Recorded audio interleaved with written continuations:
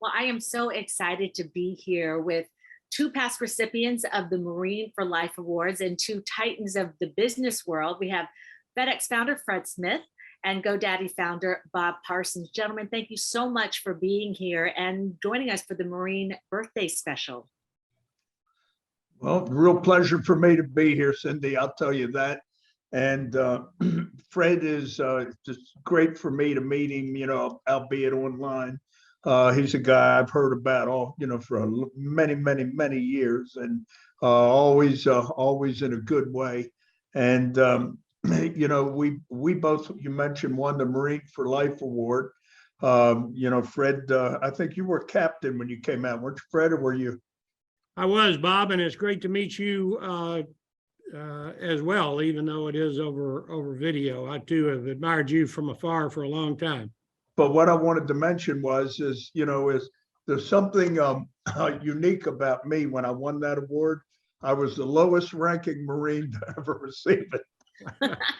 That's quite an honor, Fred. Well, listen, Lance Corporals and NCOs are the pride of the Corps, as you well know. So that's a great rank. And the highest rank in the Marine Corps, as we all know, is Sergeant Major. The next highest is Commandant. So Lance Corporal, pretty good, Bob. I agree. Thank you for that, Fred. I couldn't agree more. Well, let's start with the basics. How old were you when you became a Marine? What made you choose the Marines, and how long did you serve? Mr. Smith, let's start with you. Well, I joined the Marine Corps platoon leader class program in the summer of 1962, right after I graduated from high school. I'd had a neighbor's older brother who had been a PLC and a Marine and had recommended it to me. And all of us in those days, particularly from a family like mine, which had 6 World War II veterans in it and 1 World War I veteran in it for sure, maybe more. I was going in the service. It was just a matter of which branch. And obviously the Marine Corps has the elan and the esprit de corps and the great reputation. And the PLC program, you went to OCS during the summer, and it allowed you to play sports and do other things during the school year. So all of those things went into my decision to join the PLC program and train to become a Marine officer upon graduation. And Mr. Parsons? Well, I was a senior in high school, and I was failing most subjects. And I thought for sure I was going to have to repeat the year. And I had some friends of mine who suggested that we all go see the Marine Corps recruiter. And this is back in 1968. And we did. And I wound up enlisting with a buddy of mine. He enlisted. And I was 17 at the time. My mother had to sign my papers for me to be able to go in, and she did. And I went into the Marine Corps, me and Charlie together, and I can tell you, best thing I ever did. Wow. Well, you are both so well known for the companies that you built and ran. Did you know that you wanted to be entrepreneurs when you were in the service, or was it after you got out that you knew that that's the way your life was going to go? I did not know I was going to be an entrepreneur. Prior to graduating from college, I actually thought about going to law school, and the Marine Corps was very quick to reply that that was not an option for me, having been through OCS, that I was going to get my commission the same day I graduated, and they'd be pleased to see me at Quantico for the officers' basic school at my earliest convenience. So I did not think about being an entrepreneur. But during my service days, I was quite, familiar with the military logistics system because we depended on it. And I had written an extensive study of the modern logistics that were going to be required for an automated society. I did not, as popular thought, write the business plan for what was then Federal Express when I was in college. I picked that up later. So I think my service experience and 4 years that I was in the service sort of led me to want to do something that was productive rather than destructive. And I picked up on that idea, which was much more discernible when I got out of the service in 1970 than it was in 1965 when I had written that paper about the automation of society. Mr. Parsons, how about you? Well, I didn't write any papers, I'll tell you that. But when I grew up in East Baltimore in a blue collar neighborhood, both my parents, who I love dearly, but they were both compulsive gamblers, so we were not very good at it, and so we were always broke. So if I needed anything, I had to earn it myself. And, I figured, doing things like selling newspapers and delivering them and shoveling snow and errands, anything I could do to turn a buck. And so I kind of had that bent, but I never did picture that I would be an entrepreneur. And what got me going into that was I had a job one time, and the individual I worked for was not the best. So I just started dabbling with doing something of my own. And that eventually evolved into a software company called Parsons Technology, which after I sold that, and I think I had $40,000 invested in it. I sold it for $64 million. And then I invested that money into what became GoDaddy. And that worked out. So there you go. I didn't exactly do a Federal Express, but for East Baltimore, it was okay. Looking back on your Marine Corps careers, what did you learn that has helped you in the civilian world? Fred, I'll turn that over to you. Well, in my case, everything. I really didn't give any interviews about my Marine Corps service for a long time. Because as Bob will tell you, when we came back, people were mean as hell to us. I mean, that's not a myth. That's just the way it was. And you went into business, and I would keep up with a lot of my Marines. I got a lot of them jobs. I got several of them out of jail. I lent money to, or gave money to a bunch of them. But the way life is, you sort of scatter. And so I didn't really have many people to talk about my Marine Corps experience. And then finally, a great guy by the name of Bob Timberg, who was the editor of the Baltimore Sun and wrote a very famous book, Nightingale Song, about Jim Webb and John McCain and a couple of other Naval Academy folks. He called me because he'd become the editor of the Naval Institute Proceedings, sort of the professional publication of the sea services. And he asked me to do a guest column called Answering the Call, which was a monthly feature done by people who had been in the service but didn't make it a career. So in 2008, with his help, I wrote this article, and basically what I said in it was everything I ever did in business, the Marine Corps taught me. And the leadership and management principles that the Marine Corps instilled in me are the bedrock of FedEx. And to this day, if you do something well in FedEx and it's meritorious, you'll get a BZ. People outside the Navy and the Marine Corps don't know what that is. That's the flag that ship's captain runs up when you've done something that means well done and thank you. So just all kinds of things like that were in that article. And so I attribute anything I ever did in business to what I learned in the Marine Corps. Now, I learned a lot of history, and I learned a lot of useful things as a student at Yale, but how to really lead people and put together plans to execute and so forth, that came to me from the Marine Corps. That was my graduate business school degree. All right. Would you like me to? Yes, please. All right. When I was in school, in high school, I was a terrible student.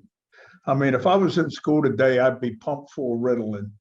I failed the 5th grade. Nobody can ever take that away from me. And And, you know, I already told you my story of, you know, when I was failing most things during the Marine Corps, I showed all my teachers my orders. And they all passed me. They all passed me. I got a D. I mean, the grades weren't great, but I passed. And I graduated with everybody. So I guess I owe the Marine Corps my high school diploma for sure. But when I came out of the Marine Corps, I was a different guy. I worked a year in a steel mill as a laborer. Then I went back to college under a program the University of Baltimore had. And I graduated magna cum laude. I took the CPA exam, passed that the first time. I did three startup businesses, and you know, they've been moving along. Well, the fact is, Cindy, I'd have never done any of that without the Marine Corps. And what the Marine Corps taught me, they taught me first and foremost the importance of responsibility, that is sacred, discipline, not discipline in the form of punishment, although there was plenty of that, but discipline in the form of, if you got something to do, you got to have the backbone to do it. You don't have to like to do it. You don't have to want to do it, but you got to do it. And you got to do it to the best of your ability. And they taught me that I could accomplish far more than I dreamed that I could, and that I had a right to be proud. And all that shows in everything I do, everything. And so as a result, you know, you'll see in my current company is that the names of our products are Marine Corps occupational codes like 0311, 0317, and that sort of thing. We have special deals for all veterans, you know, just like FedEx, Federal Express does. And I tell you, I would never have it any other way. And when somebody asks me, I do a lot of public speaking, is what is my biggest accomplishment? I always say one thing, it's easy. I'm a United States Marine. Well, here at Paramount, we have our own Paramount Veterans Network programs, and they provide services and career opportunities for vets. And I'm wondering how your companies have, attracted and helped veteran employees. Let me defer to Bob on that, because he's one of the great men in the business of finding good people and so forth. And I probably can learn something from him here. Well, you know what, hearing that from you, Fred, is like having Elvis tell you you can sing. But anyhow, I'll just say thank you. Not quite deserved, but so the question is, what do we do for veterans? Yes. Well, the first thing that we do is I'm very involved in a number of movements to spot and treat PTSD and to get the cure for that approved. And they are, we will find as we move through, and the Veterans Administration is recognizing this. And I believe the FDA is going to have it approved this year, if not next, is that psychedelics in a therapeutic setting are the absolute cure. So we're working with that. We work with the Semper Fi Fund. We do a big fundraiser for them every year. Last year, we raised $23 million. We work with Headstrong, which is anti-suicide, and on and on. Now, as far as the company's concerned, I've hired so far. I've hired 3 retired Marine Corps colonels, and they've done in different areas of the business an outstanding job. And when my assistant, who's worked with me for 20 years, Francisca Sanchez, she was a Marine Corps. She did 6 years in the Marine Corps and come out of corporal. And as soon as I seen her resume, I just said, hire her. And we've been together. She's been working for me now 20 years. So pretty good. So you will find that peppers through everything that we do. We have a celebration here with all the Marines that work here for the Marine Corps birthday on November the 10th. And, I just something we're all very proud of. Mr. Smith?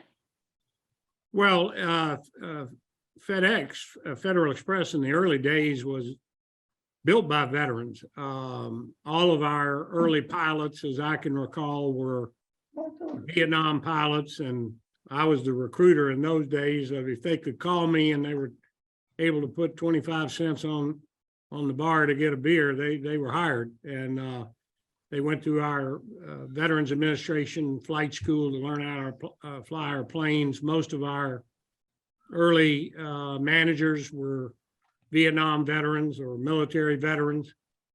And then over time, as we transitioned obviously into an all volunteer military and the number of military alumni began to shrink, they were less a percentage of the population, but they're still, I think, almost 7% of our personnel are military veterans. They're very active in all of our operating companies, and our three biggest, FedEx Express, the original Federal Express, which is now a global company that serves 220 countries.